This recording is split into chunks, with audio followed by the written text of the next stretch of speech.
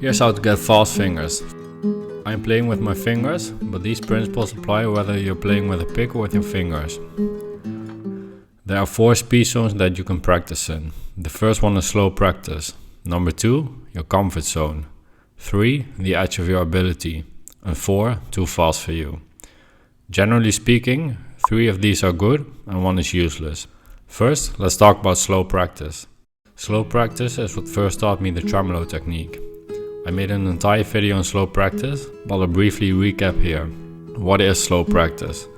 Roughly speaking, 50% of your performance tempo or less, and it can be much slower. The reason it is so effective is because it allows you to focus on all the musical details that you normally miss if you would play faster. Secondly, it allows you to play the piece perfectly without any mistakes, and thus building the right type of muscle memory. Number 2 is playing at your comfort zone. This one is, well, comfortable, but it doesn't do too much for your progress. Sure, it is nice to do every once in a while, and it's always better than not playing at all, but it's not the most effective way to spend your time. If you never push yourself, it's hard to improve. Which brings us to zone 3, the edge of your ability. This is the point at which your technique or accuracy starts to slightly falter, but not so much that you're only making mistakes. A metronome is perfect for this. At first, a metronome can be used to force you to stay slow, and then later you can gradually build up the speed. Let's say you can play a piece comfortably at 140 BPM, but at 150 BPM you're making a few mistakes.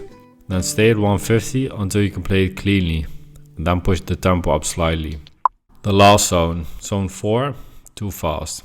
If you're struggling to play a song at, let's say, 100 beats per minute, then it's useless to try and play the entire thing at 120 BPM. But this zone is useful for one technique, speed bursts.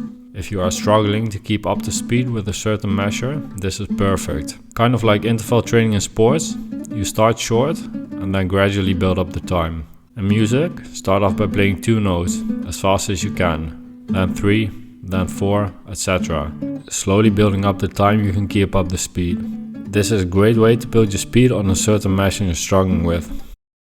So there you have it, 4 speed zones that you can practice in.